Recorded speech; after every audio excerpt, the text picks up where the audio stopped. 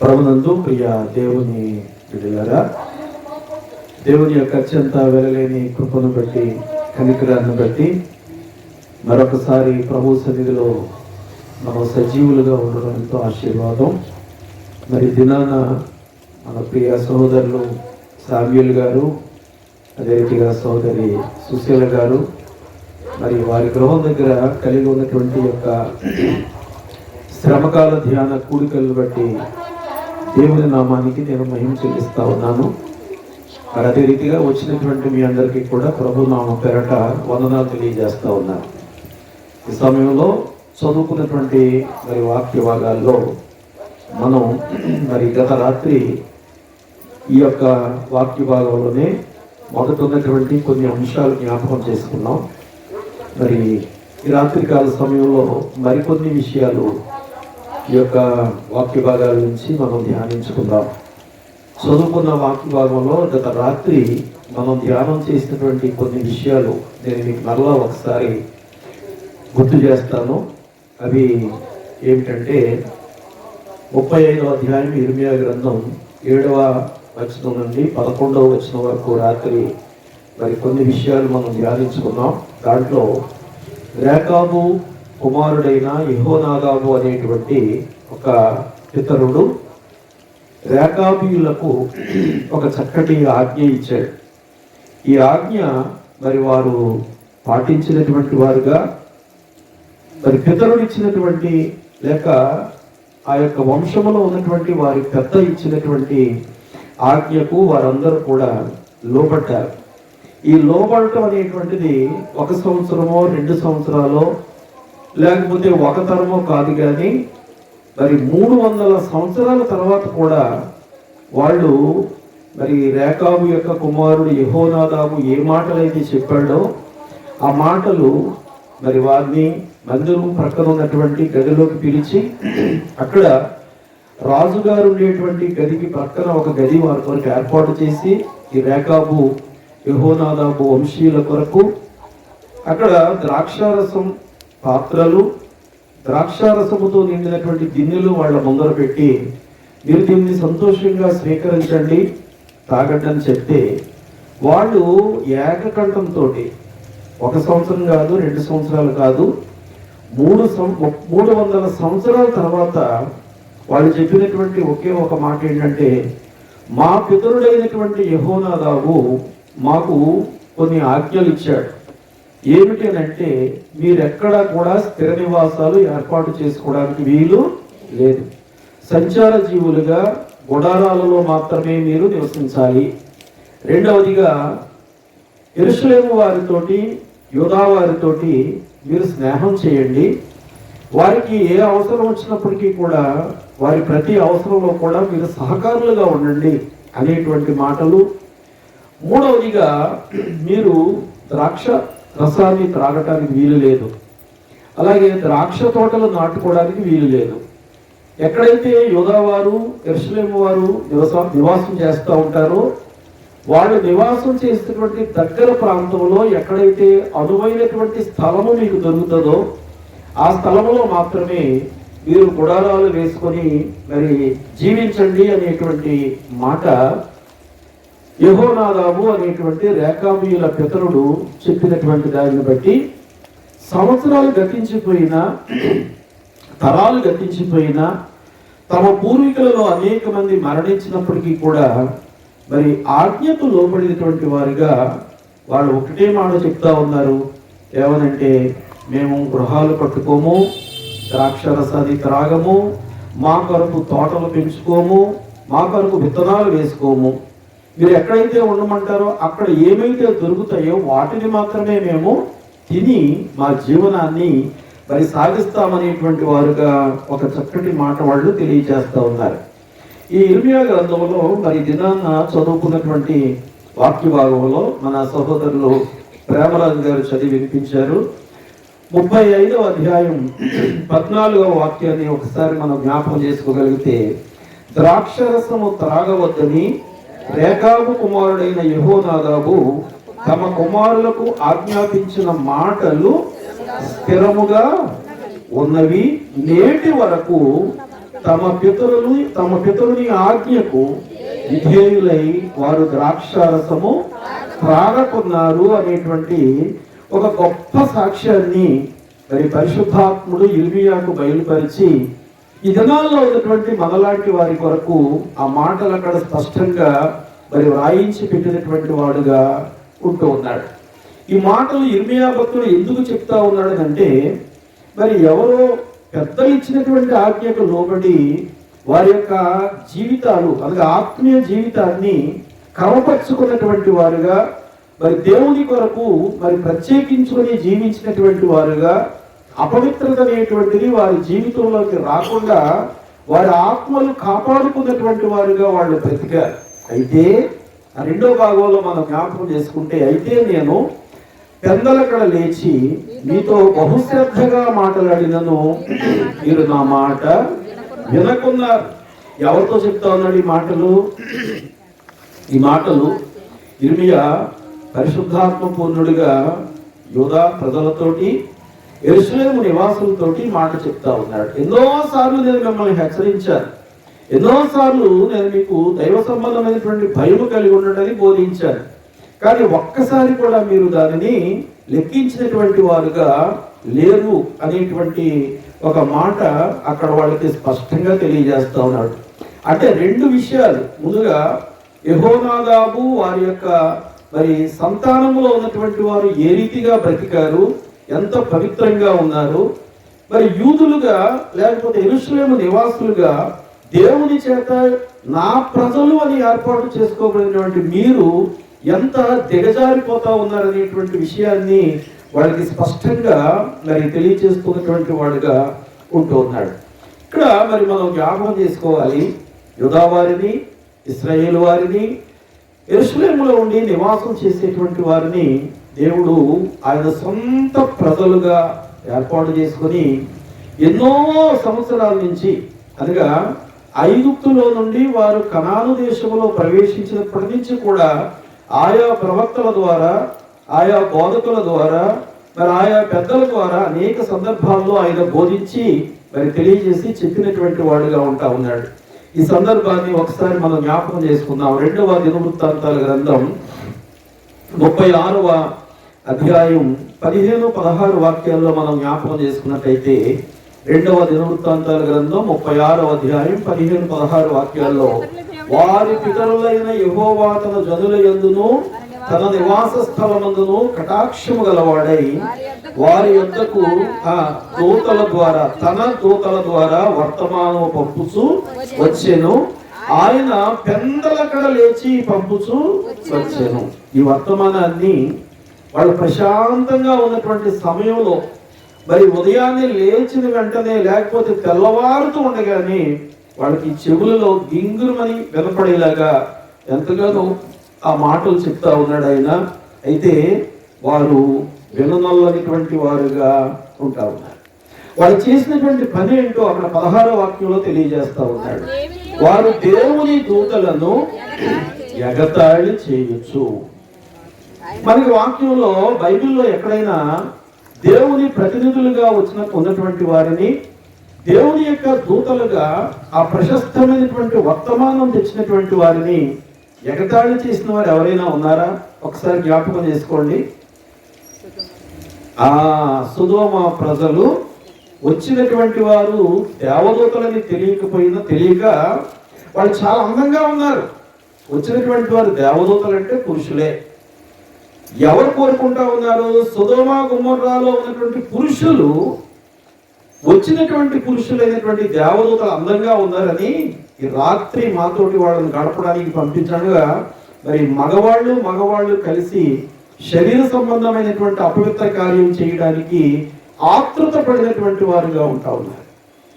ఇలాంటి ఆతృత మరి దేనికి దారి తీసిందనంటే, మరి సొదొమ గొమొర్రా పట్టణం పరిపూర్ణంగా అగ్ని గంధకముల చేత కాలిపోయినటువంటిదిగా. ఈ మధ్య కాలంలో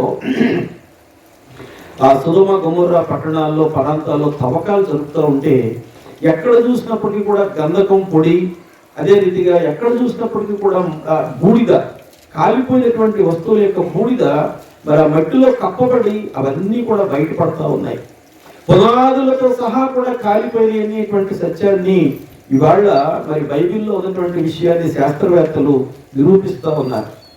గమనించాలి, దేవదూతలను ఎగతాళి చేసి దేవదూతలతోటి మరి శరీర సంబంధమైనటువంటి ఆ యొక్క కోరిక తీర్చుకోవడానికి వారు ఆతృత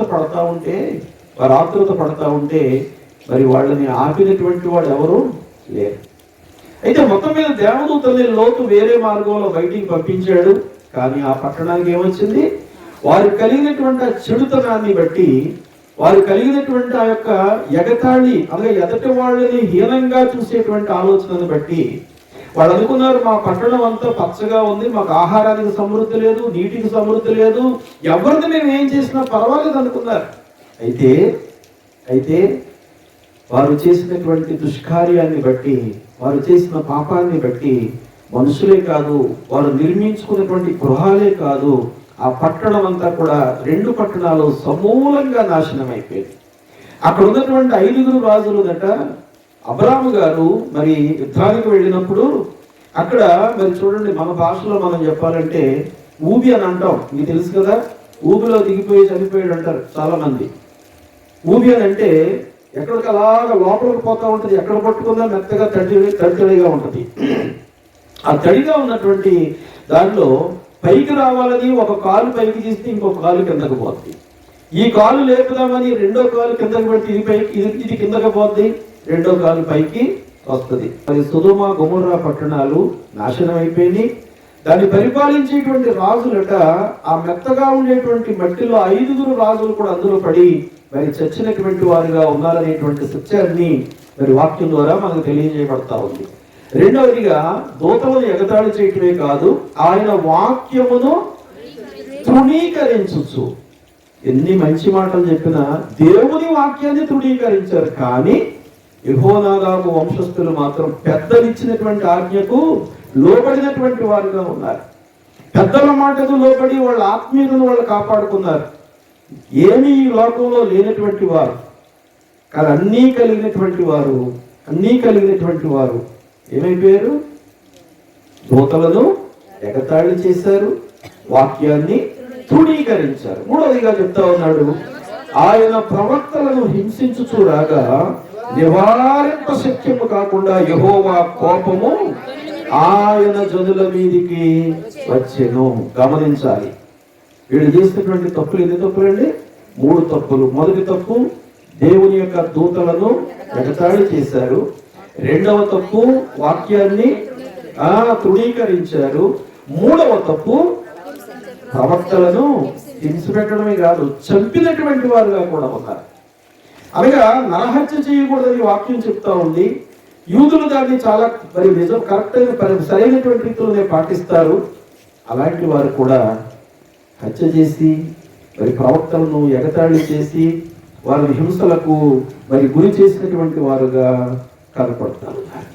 సంవత్సరాల తరబడి చెప్తా ఉన్నటువంటి దేవుడు ఆయా సందర్భాలలో, ఆయా సమయాలలో ఆయా ప్రవక్తలను పంపించి యెషయా ద్వారా చెప్పాడు, యెహెజ్కేలు ద్వారా చెప్పాడు, ఇర్మియా ద్వారా చెప్పాడు.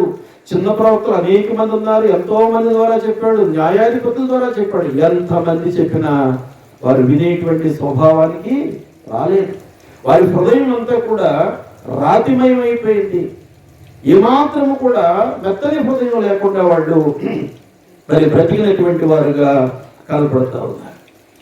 ఇదే మాటలు ఇర్మియా గారు కూడా చెప్తా ఉన్నాడు. ఇర్మియా గ్రంథం 25వ అధ్యాయం 2-3 వాక్యాల్లో, ఇర్మియా గ్రంథం 25వ అధ్యాయం 2-3 వాక్యాల్లో ప్రవక్త అయిన ఇర్మియా యూదా ప్రజలందరితోనూ యెరూషలేము నివాసులతోనూ ఆ వాక్కును ప్రకటించెను. ఇర్మియా గారు స్వయంగా చెప్తా ఉన్నాడు. బైబిల్లో యెషయా గారు అయితే చక్కగా రాబోయే విషయాలు చెప్పేవాడు, కొన్ని సందర్భాల్లో ఖండించేవాడు, మరి వాళ్ళని కాస్త జాగ్రత్తగా మరి బోధించి చెప్తా ఉండేవాడు. ఇర్మియా ప్రవక్త అలాంటి వాడు కాదు. ఉన్నది ఉన్నట్టుగా ముఖం మీద చెప్పి ఈ రీతిగా మీరు ఉండకపోతే నాశనం అయిపోతారు అనేటువంటి మాట ఖచ్చితంగా ఇర్మియా కానీ యెహెజ్కేలు కానీ మరి చెప్తా ఉంటారు. తర్వాత వాక్యంలో మనం జ్ఞాపకం చేసుకున్నట్లయితే ప్రవక్త అయిన ఇర్మియా యూదా ప్రజలందరితోనూ యెరూషలేము నివాసులందరితోనూ ఆ వాక్కును ప్రకటించిన 3వ వాక్యంలో ఆమోను కుమారుడును యోధారాజైన యోషియా 13వ సంవత్సరము మొదలుకొని నేటి వరకు ఈ 23 సంవత్సరములు యెహోవా వాక్కు నాకు ప్రత్యక్షమగుచూ వచ్చెను. నేను పెందలకడనే లేచి మీకు ఆ మాటలు ప్రకటించుచూ వచ్చినను మీరు వినకపోతిరి. ఎంత కఠినమైనటువంటి హృదయంతో ఈ యొక్క యెరూషలేము నివాసులు, యోధావారు లేక ఇశ్రాయేలు ప్రజలు ఉన్నారో మనం జ్ఞాపకం చేసుకోవాలి. ఈ దినాల్లో మన మధ్యలోనే అలాంటి కఠినమైనటువంటి వారు ఉంటారు. ఎంతో వేదన కలిగించేటువంటి వారు ఉంటారు. అయినప్పటికీ కూడా మన ప్రేమను మాత్రం మనం విడిచిపెట్టకూడదు. వాళ్ళని ప్రేమిస్తూనే ఉండాలి. ఆ రీతిగా ప్రేమించినా మరి వాళ్ళ కనుక తెలుసుకోలేకపోతే అది దేవునికే మనం వదిలిపెట్టాలి. ఇక్కడ చాలా స్పష్టంగా తెలియజేస్తూ ఉన్నాడు. ఎన్ని సంవత్సరాలు చెప్పాడట? యోషియా పరిపాలన మొదలుపెట్టిన తర్వాత 13 ఏళ్ళ నుంచి 23 ఏళ్ళు పరిపాలన వరకు, అంటే 13, 23 ఎంత?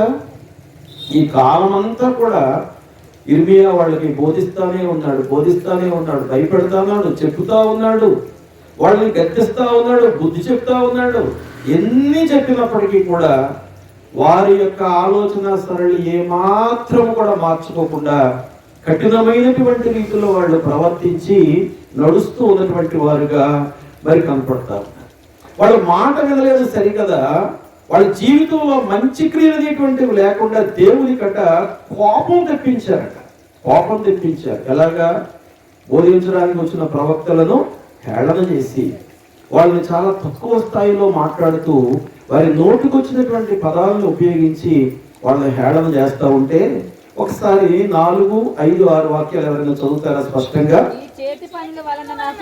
నీ చేతి పనుల వలన మాకు కోపము పుట్టించకుండానట్లును నేను మీకు ఏ బాధయు కలుగ చేయకుండానట్లును అన్య దేవతలను అనుసరించుటయు వాటిని పూజించుటయు వాటికి నమస్కారము చేయుటయు మాని మీరందరూ మీ చెడ్డ మార్గమును మీ దుష్క్రియలను విడిచిపెట్టి తిరిగిన ఎడల యెహోవా మీకును మీ పితరులకును అప్పయ్య అంత చూడండి. యోషియా పరిపాలన చేయటం మొదలెట్టినటువంటి 13వ సంవత్సరం తర్వాత నుంచి 23 ఏళ్ళు వాళ్ళకు బోధిస్తానే ఉన్నారు ఈ ప్రవక్తలు వచ్చి.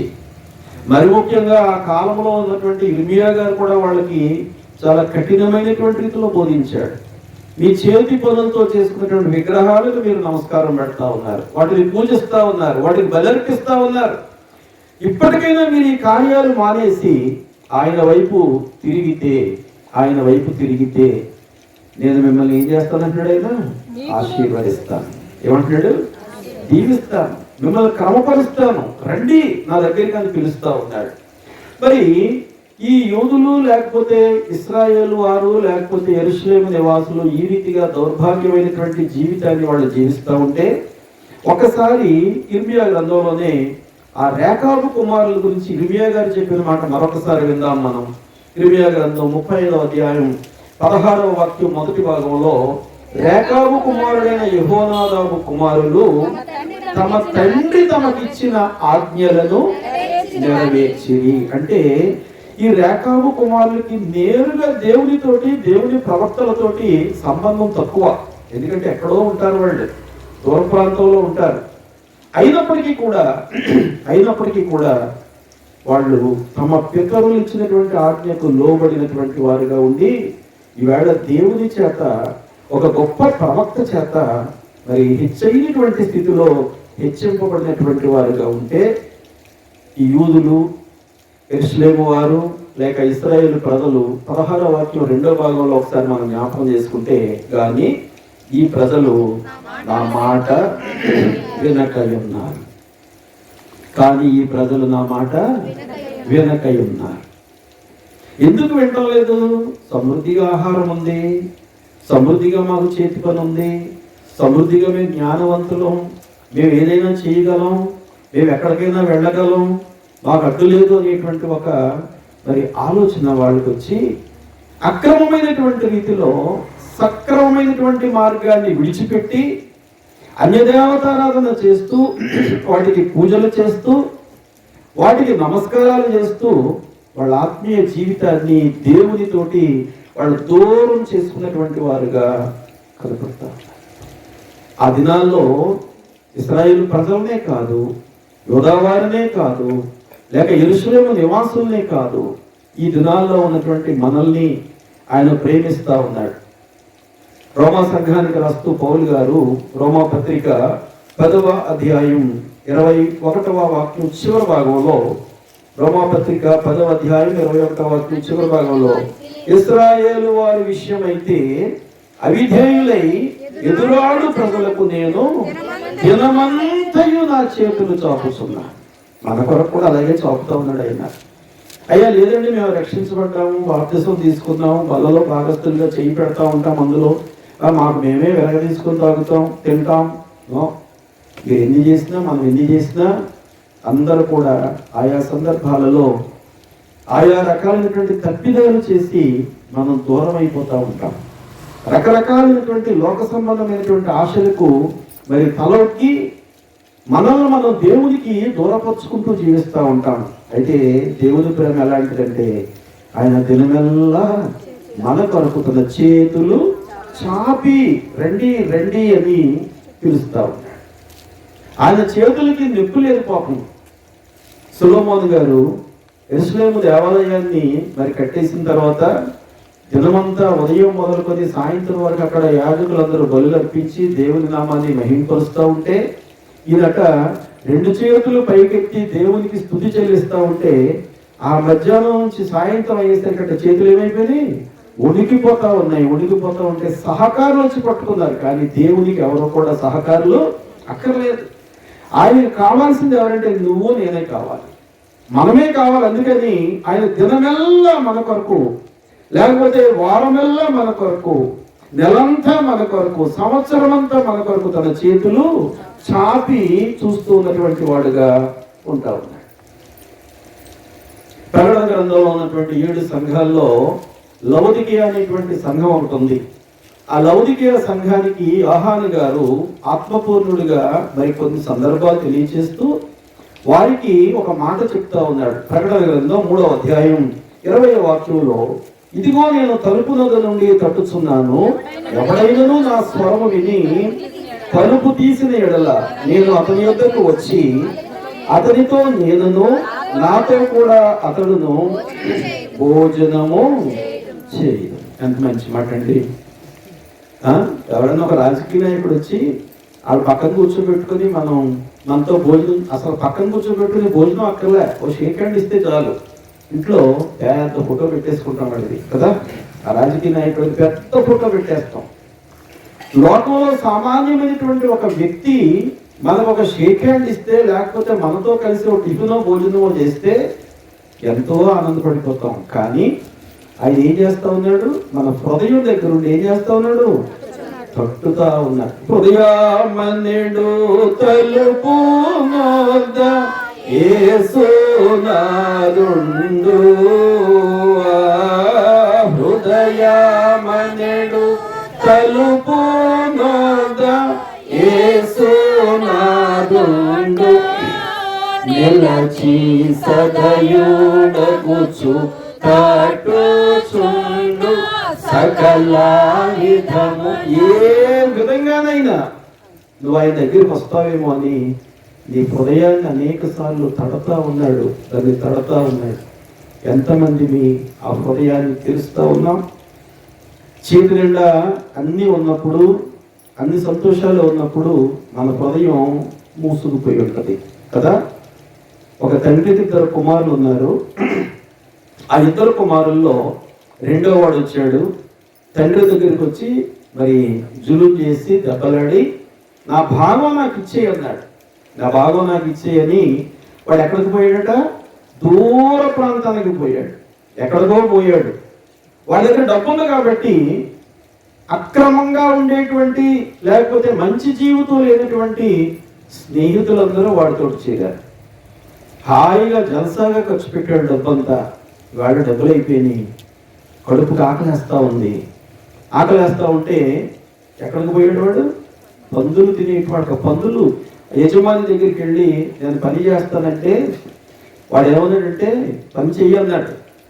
పనికి చేరిన వెంటనే డబ్బులు ఇస్తాడు ఎవడన్నా? సాయంత్రం అవ్వాలి కదా. ఈ సాయంత్రం అయ్యేలోకి వీడు కడుపు ఏమవుతుంది?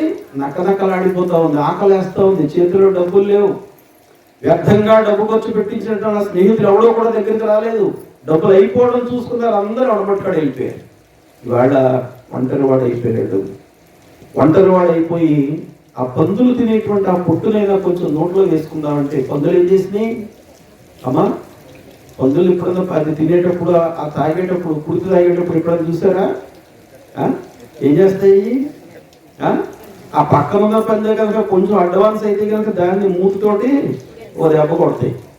ఈ పక్కన ఉన్నదాన్ని ఒక దెబ్బ కొడతాయి. కొంచెం బలమైనటువంటిది ఉంటే. వీడు ఎంత పడ్డాడు? అసలే కడుపుకి ఆహారం లేదు, బక్క చిక్కిపోయి ఉన్నాడు.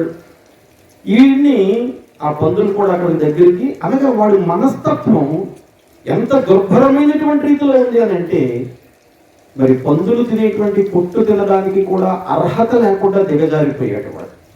యూదావారు ఇశ్రాయేలు ప్రజలు కూడా అదే రీతిగా దిగజారిపోయారు.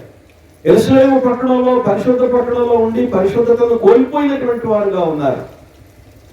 ఈ చిన్న కుమారుడట అదినాన్న కూర్చొని ఎక్కడో దూరంగా పోయి ఒక రాతి మీద కూర్చొని ఆలోచిస్తూ ఉన్నాడు. ఏమనంటే, నా తండ్రి దగ్గర పని వాళ్ళకి సమృద్ధిగా ఆహారం ఉంది, వాళ్ళు కడుపు నిండా ఆహారం తింటా ఉన్నారు. నేనైతే ఇక్కడ ఆకలికి, చక్కటి మాట అంటాడు, నేనైతే ఇక్కడ ఆకలికి చచ్చిపోతా ఉన్నాను అని తనలో తను అనుకుంటా ఉన్నాడు. నా తండ్రి వద్దకు వెళ్ళి, తండ్రి, నీకును పరలోకమునకును విరోధముగా నేను పాపము మంచి ఒప్పుకోను. ఇలాగ నేను నా నాన్న దగ్గరికి వెళ్ళి ఒప్పుకుంటాను. తండ్రి జాలి కలిగినటువంటి వాడండి. అంటే ఒప్పుకునేటువంటి స్థితికి ఆ యొక్క ధనాన్నంతా కూడా పాడు చేసినటువంటి వాడు ఒక ఆలోచనకు, ఒక నిర్ణయానికి వచ్చాడంటే వాడికి ఏమొచ్చింది?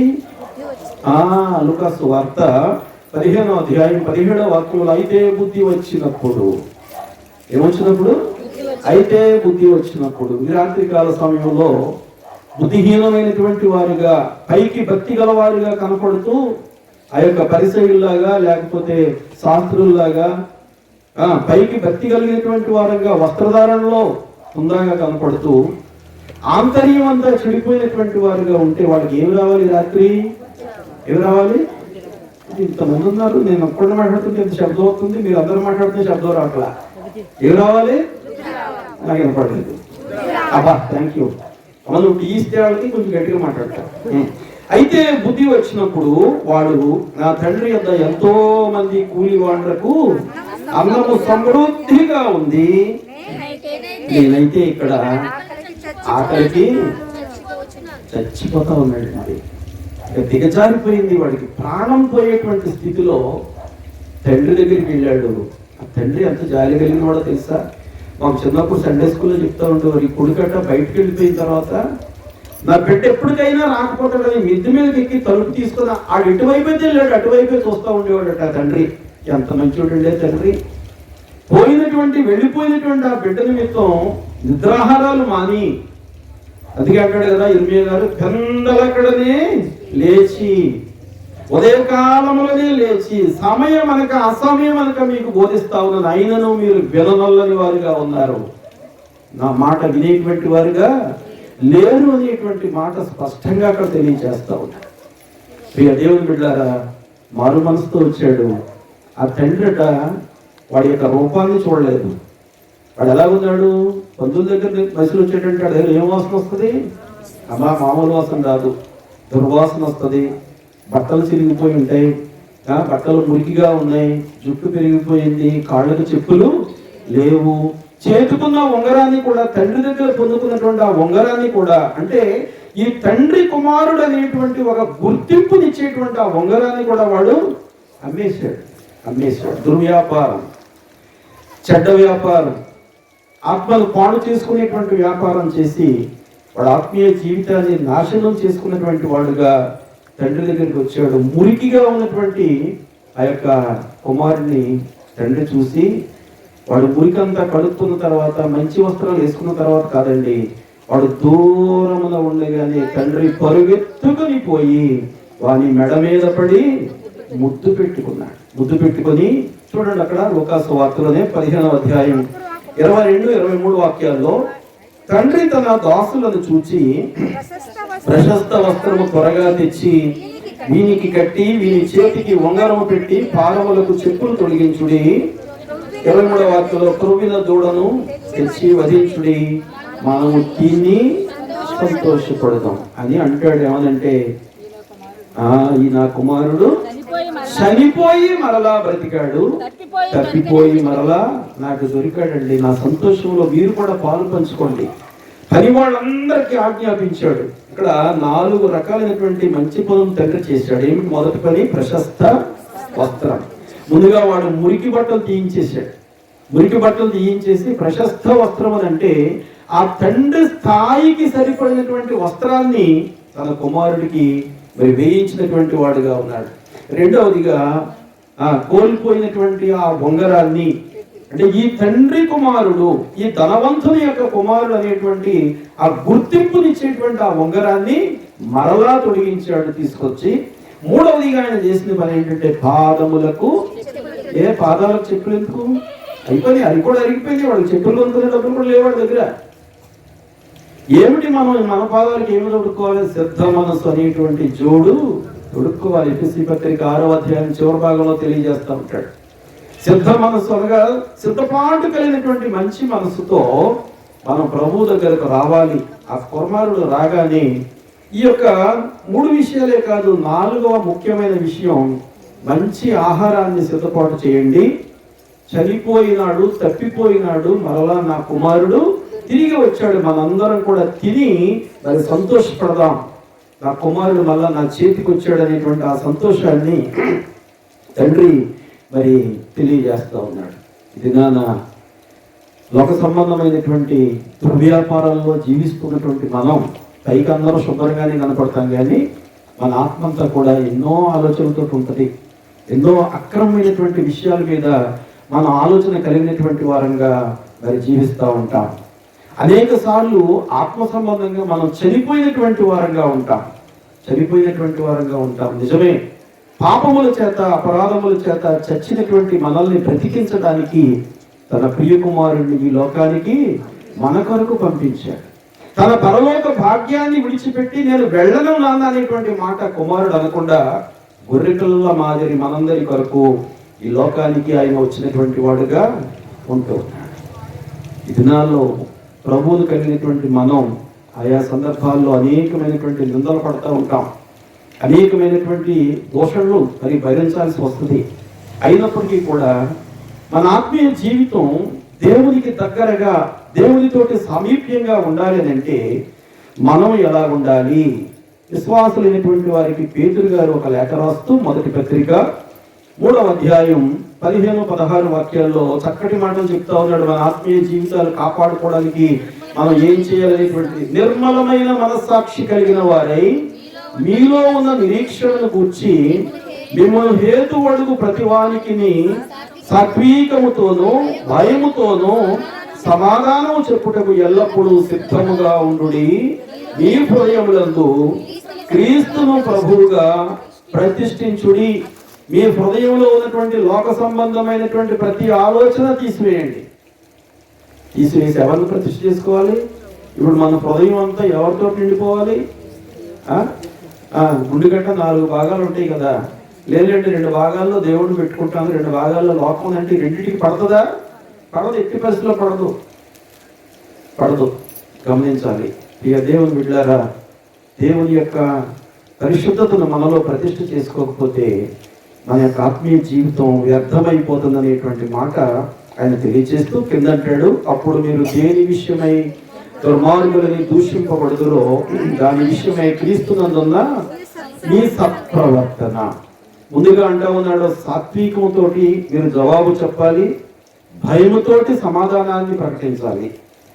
మోషే ఎంతటి సాత్వికుడు అంటే, ఇశ్రాయేలు ప్రజలందరూ వచ్చి మోషే మీద దొమ్మిగా మరి దాడి చేస్తూ ఉంటే దేవునికి ఇశ్రాయేలు ప్రజల మీద చాలా కోపం వచ్చేసిందట. కోపం వచ్చి మరి దేవుడు నేరుగా ఇశ్రాయేలు ప్రజల్ని నాశనం చేసేయచ్చు కదా. కానీ కానీ మోషేని ఇంకా పరీక్ష చేస్తా ఉన్నాడు. మోషే, వాళ్ళు నీ మీద తిరగబడ్డారు కదా, నువ్వు అని చాలు, నువ్వు ఒక్క మాట కనుక ఒప్పుకుంటే వీళ్ళందరినీ ఇక్కడే నేను నాశనం చేసేస్తానంటా ఉన్నాడు. అయితే మోషే ఏమన్నాడు తెలుసా? సాత్వికముతోటి చక్కటి మాట చెప్తా ఉన్నాడు. ఏమనంటే, వాళ్ళ ఐగుప్తులో ఉన్నంతకాలం ఉన్నారు అక్కడ, వాళ్ళు బయలుదేరమంటే బయలుదేరారు, అరణ్యంలో ఉన్నప్పుడు ఆహారం లేకపోతే భరించారు, దాహానికి నీళ్లు దొరకకపోతే భరించారు, అనేక సందర్భాల్లో వాళ్ళు ఇబ్బందులు పడినప్పటికీ కూడా నేను నడవమంటే నడిచారు, ఆగమంటే ఆగారు. వాళ్ళని ఏం చేస్తావయ్యా?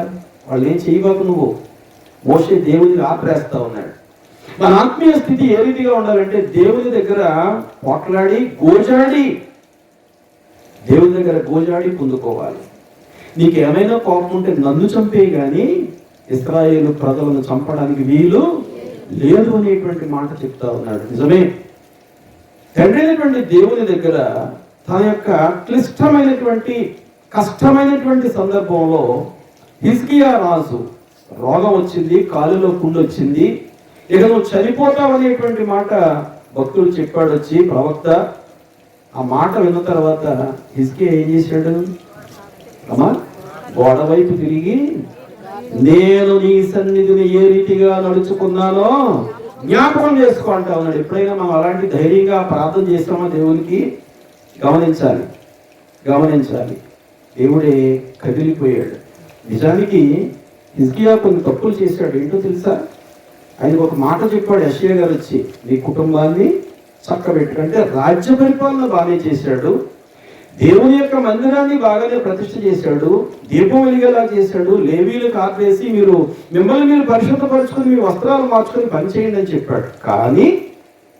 కానీ తన కుటుంబాన్ని చక్కపరచలేదు.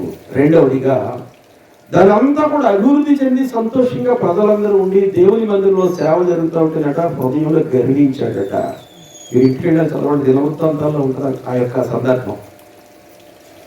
గర్వించాడు, హృదయంలో గర్వించాడు, తన కుటుంబాన్ని చక్కబెట్టుకుని. దేవుడు ఏమి ఇచ్చాడు? మందిరాన్ని శుద్ధి చేసినటువంటి రాజు, ప్రజలను సుఖ సంతోషాలుగా జీవింపచేసినటువంటి ఆ రాజుకి జబ్బు వచ్చేలాగా చేశాడు. ఎంతటి వారైనా హృదయ గర్వం అనేటువంటిది ఉంటే దేవుని ఎదుట నిలవబడడానికి అర్హత ఉండదు.